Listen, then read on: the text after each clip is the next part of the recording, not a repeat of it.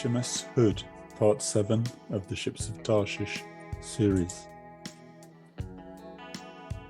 At the outbreak of World War II, the Royal Navy was the largest navy in the world. Britain also had a huge merchant navy, 1/3 of the world's total.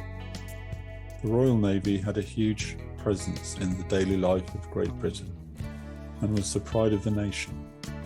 It also had a glorious history, in particular its involvement in the abolition of the slave trade. In 1807, the Slave Trade Act was passed by Parliament after a long campaign. The Act made the slave trade illegal throughout the British Empire. The Royal Navy was given the task of blockading Africa and intercepting ships suspected of carrying slaves. The Royal Navy took on an aura of invincibility in the 19th and early 20th century. This was only partially dented during the First World War. However, as we have seen in previous videos, Britain's spiritual strength was waning as it turned away from the Bible. The story of HMS Hood is the story of the end of the Royal Navy's dominance. The Hood was laid down in 1916 and commissioned in 1920. For the next 20 years, she was the largest warship in the world. She seemed magnificent, but she had some serious flaws. Additional armour was added to her original design, but this meant additional weight. This increased her draft by about 4 foot, thus reducing her freeboard and causing her decks to be awash in heavy seas. Despite this extra armour, her armour protection, particularly her deck armour, was never more than adequate.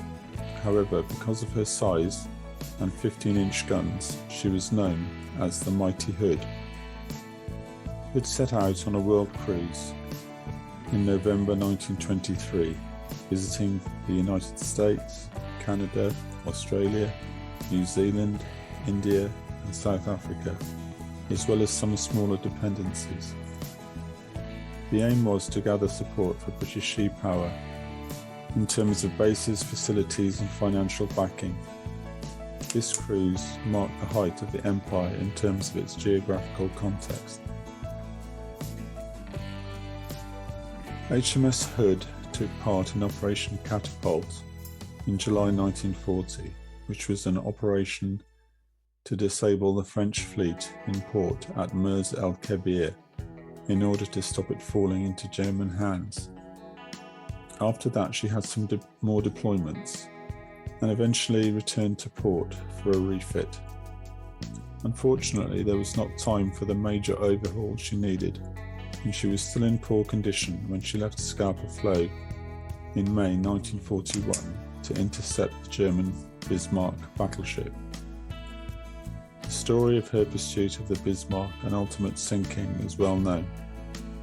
On the 24th of May 1941, a salvo from the Bismarck hit the Hood. Her magazine exploded, and her entire crew of 1,418 drowned, with the exception of 3 seamen. This loss had a massive impact on the whole nation, because the Hood was so famous. It marked the end of the era of dominance by the Royal Navy. The Navy went through a humbling period in the early stages of the war, when it suffered huge losses. Despite performing amazingly well during World War II, the writing was on the wall for the Royal Navy at the end of the war.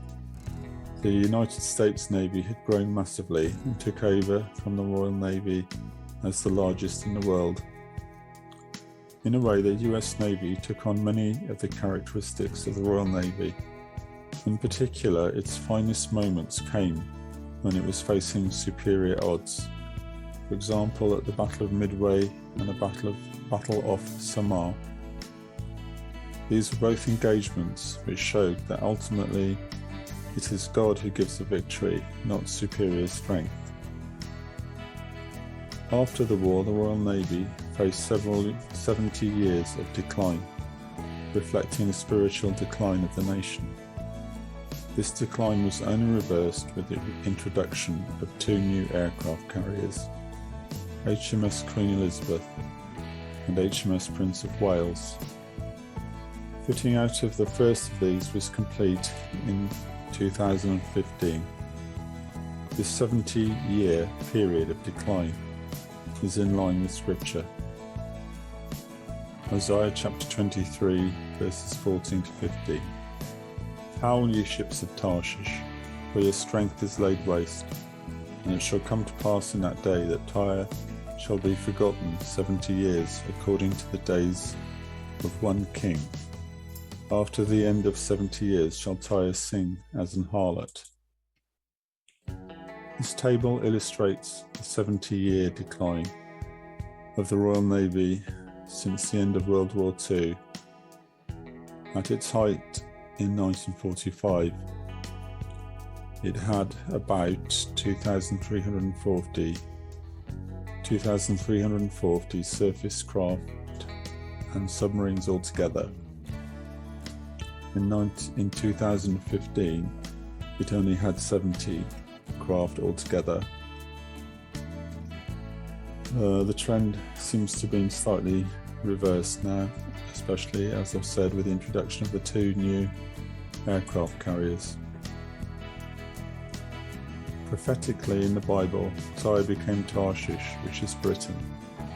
You can see more about this on the website page. Great Britain is Tarshish. Tyre is portrayed as a harlot, and we see in Isaiah chapter 23 verse 17 that after 70 years she returns to her old trade. However, like the harlots who met Jesus in the New Testament, she will return to the Lord, and her wares shall be given to the King of Kings. Isaiah chapter 23 verse 18. And her merchandise and her hire shall be holiness to the Lord. It shall not be treasured nor laid up, for her merchandise shall be for them that dwell before the Lord, to eat sufficiently and for durable clothing. We can expect to see Great Britain returning to her old money-loving ways, and also a revival in her navy. However, eventually the nation and all its wealth will be submitted to God. Ships such as HMS Hood are significant prophetic markers in the spiritual life of the nation. If you've enjoyed this video, you can find more information at prophecy-workshop.com. Thank you for listening.